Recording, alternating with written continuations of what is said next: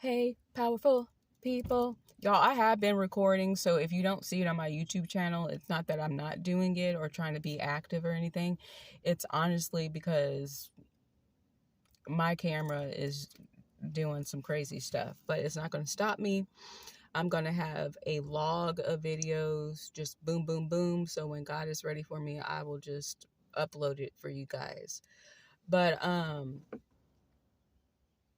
lately, I have been saying, you know what? I think God is talking to me in my classroom. Now, I always learn by teaching anyway, duh. But there have been times where I'm like, oh, that's just what I do. So I don't really, see the impact that I'm making in the children's lives. So anyway, I started thinking to myself, worry, fear. It's a stealer of so many things, y'all. What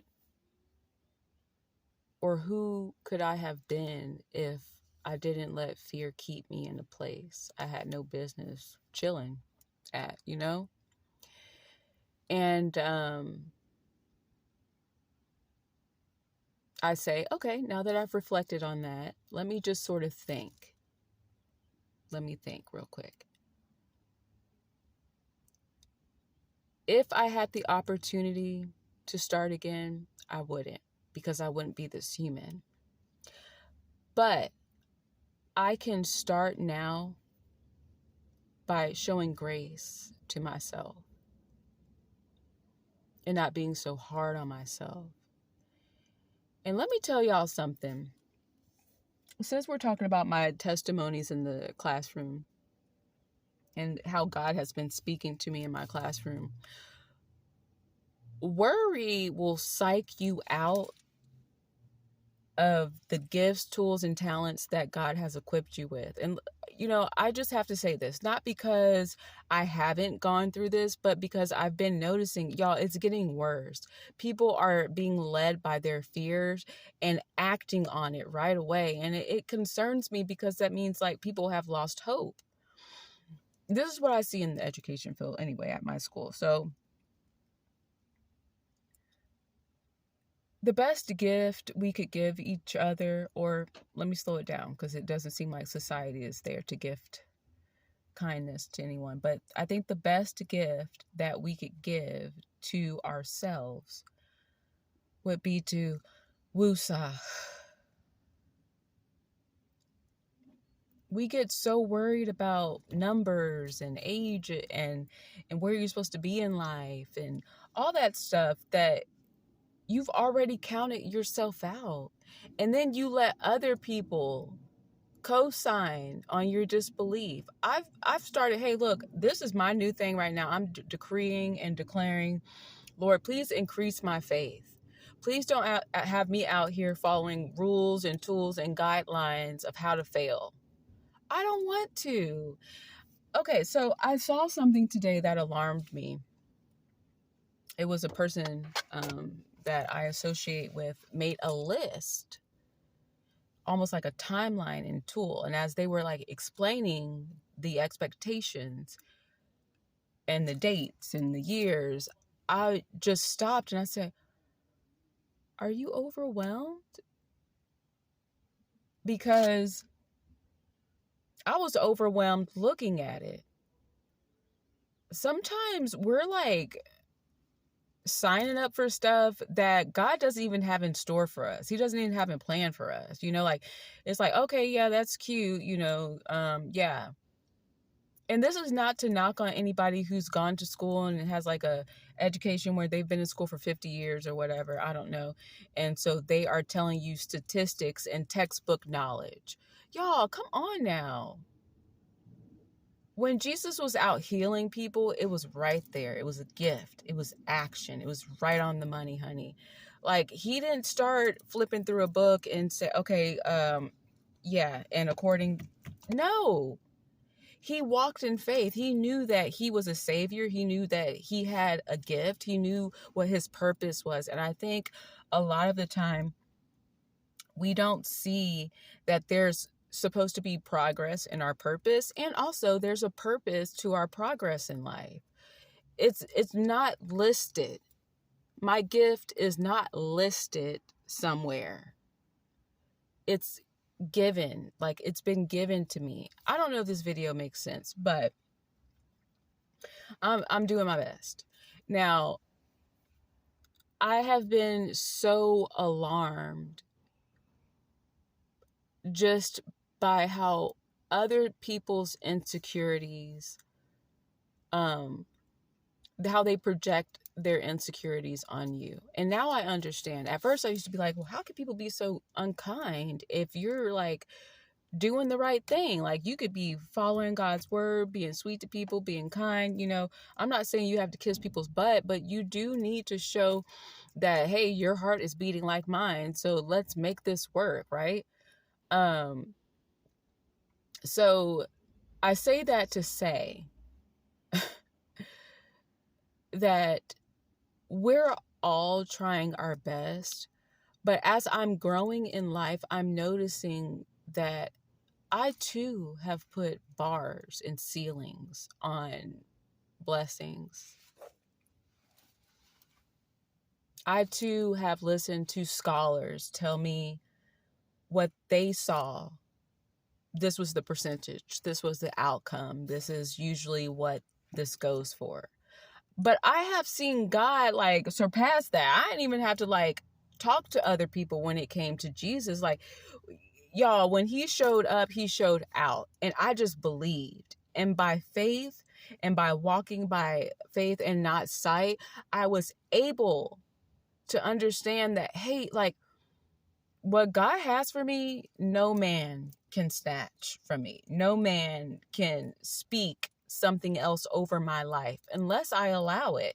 Now, there are some rules and laws and regulations that keep us in line. I'm not talking like that, I'm talking more so, your liberty to live. And, sometimes in life, we will let somebody else set the limit for us. But they're not you. And God didn't, they didn't create you, so they don't know how your inner workings operate. I'm not saying you can't listen to people, but don't let what they say take authority over your life, because some people are plotting. Some people like to see you worry. Some people like to see you fret and fear. Some people feed off of that. Ooh, I got you in a little kerfuffle. Yeah, unfortunately, yeah. Yeah, that's what's going to happen to you. I know, it sucks. Yeah, that's what happened to me too. Misery loves company, duh. You want some people on your team who are going to say, yeah, but have you tried God? Yeah, but who said you can't do it? Do it again. Try again. Okay, there must be another way. Okay, so they got it at this time. They got it at this age. Perfect example, y'all. I'm telling y'all, kids humble you. So one of my prior students is Holiday and stuff, and she came to visit me, and she goes, for them, certain ISDs aren't out yet, but her school happens to be. And so she came up to the school, and she was talking to me. She wanted to spend some time with me in my classroom. And I'm organizing stuff, and I feel her staring at me, which I used to stop and be like, what are you staring at? But I just get so many eyes upon me at random times anyway that I don't even ask anymore. So I'm minding my business, and she goes, Miss Tina. And I go, yeah. She's like, where's your husband? And I go, I guess God's still working on him, like he's working on me. And she goes, well, how old are you? And I'm like, I'm 36. And she goes, you're old. And I go, thank you. I'm old to you, but, I guess it depends on who you're asking. And then she goes, man, I feel sorry for you. That's sort of sad. And I go, it's sad for you because you have to remember that you shouldn't be thinking about marriage anyway. So you're surrounded by family and friends continuously. So, yeah, I guess me being alone would feel a little, scary to someone who's constantly surrounded by people. Because I told her, I said, I used to feel like that too because I had three sisters. I had mom and dad, and, there's five of us in the household. And then when I finally lived alone, it was like, it was a little scary. So, I understand her thought process. But then after I explained that to her, she goes, but you're supposed to be married by now and have kids, and you don't. And I said, well, who said I was supposed to be married by now and have kids? And she goes, but isn't that just how life is? Like, there's a certain age that you have to get stuff done by. And I go, no, there isn't. No, there isn't. I actually feel happy at the age that I'm at right now. And I explained to her that I don't think I've ever felt more peaceful in my life. And I've signed up for a lot of things that were not good for me because I thought that I needed to have it at a certain age and stage of my life. Um, and then I went to lunch after that, and I was just sort of like reflecting. And even on the car ride home, I was thinking to myself, like, the unexperienced me, if I hadn't have gone through all the things that I went through to show me that I'm on God's time and not the world's time, I probably would be sad. But I'm not. Y'all, I've never felt so good about myself and the place that I'm in, the skin that I'm in, the people I associate with, the things, different activities that I've allowed myself. And I have not said, oh, at this age, at this time, at this date, that I'm supposed to be this and I'm supposed to be that. No, because I took the fear. I think when we mix fear in the pot, it limits us automatically. We're already saying something in me feels like this is not possible.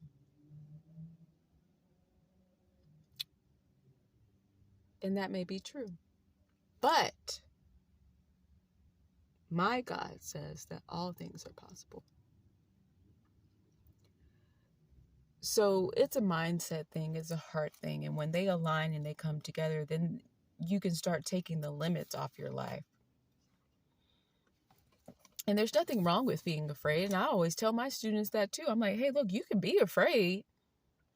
I'm not taking your emotions away from you. That's how you progress in life. That's how you experience things. That's how you learn things. You can even tell someone like, hey, I was so scared. This was so hard. But now you get to tell your testimony to someone else. What's the fun in life? Or how are we really using our tools with other people to help them grow and learn and love if we just go, yeah, oh, that sucks. Yeah, I've never been through that before. I think I said this in another video. There's absolutely no way that I am going through all this stuff and being persecuted, lied on, judged, all kind of stuff, betrayed, all the razzle dazzles in the box, just thrown all in there, making a crazy stew. Ain't no way I've cried this much and have accomplished so much to say, good luck. No, I'm here to say, yeah, it's not easy, but guess what? If I could do it, I know you can do it because God lives inside of you. Yeah, you can cry. I cried, but that doesn't mean you have to cry. Heck, you might show me just how great God is. You might sail through this. You know what I'm saying? I want to see you win. And honestly, that's how we should be talking to ourselves. But it helps that, all these trials and tribulations is full circle. It starts from when we're very, very, very, very young, all the way until God is ready for us to come home. it starts now. As soon as you take your breath, God says you are able, you are capable, you are ready. We're the one. Fear is a learned behavior. Let me just say that really quick. And I try not to have too many reactions in front of my kids. I try to show, the opposite of whatever they're feeling while encouraging them to feel whatever they're feeling. And if that doesn't make sense, let me walk you down the path. So if a child drops something, they're first, I spilled, or just looking around and not saying anything. Now, if they look around not saying anything, yes, I know that's annoying, because it's like, why didn't you say anything? Why are you just sitting in it or splashing it around? You can go, oh, it looks like you spilled. Well, I'm sure you were probably scared to tell me, but can I show you where the rags are so you can clean it up? And this is where you can get rags the next time you spill stuff, because I spill things too, and that's all right. I'm acknowledging their behavior, their reaction, what they're afraid of, all that stuff all in once, while giving them tools to take on the task or whatever like that. But also, there's another way to react. I can go, oh my gosh, you spilled. And then they're like, ah, and now they're like a nervous Nettie everywhere they go, thinking they have to be perfect. And, oh my gosh, I don't want to make a mistake. No, I embrace it. I go, okay, that's okay. We all make mistakes. Come over here. Let me show you where the rags are. This is where you clean up mistakes. This is where you come to clean up your mistakes. And the grace that I give to them, they give to me. Because look, Miss Tina, I am very clumsy. I'll knock stuff over. I'll fall over my own breath if you let me. And to be honest with you, the kids will go, that's okay. That's all right. Do you need help? That's because I'm giving them those tools for talking. And I will never shortcut this method, because I needed that. I still need that. I do. And if I could give a child a gift, it would be to erase fear. Because fear is a made-up monster in our head. It draws a really big picture of what it should be or what it could be. And God is all action. That's why every time he tells us to do something, walk by faith. Get up. Take up your mat. I mean, right away, boom. Not think about it and then come back to me tomorrow. Okay, son, you want to be healed? Okay, but you don't know if you could do it today. Okay, I'll be here. Meet me around the corner at the burning bush tomorrow. Oh, you don't know if you're going to be able to do it. You're still afraid. Okay, well, I'll be waiting. No, opportunity waits for no one. That's why God equips us. Y'all, listen to me. God is saying now. Not no, not never, not maybe, not if, or shoulda, coulda, woulda. He's saying now, because he's so sure about you. He made you. He's so sure. A perfect being made you and said, you are great. So yeah, if I could give anybody a gift, it would be to erase their fear. I'll be praying for you guys. I'll be praying for me, because sometimes fear starts to scribble on my brain too. And I'm like, you got to go. I love you guys. Bye.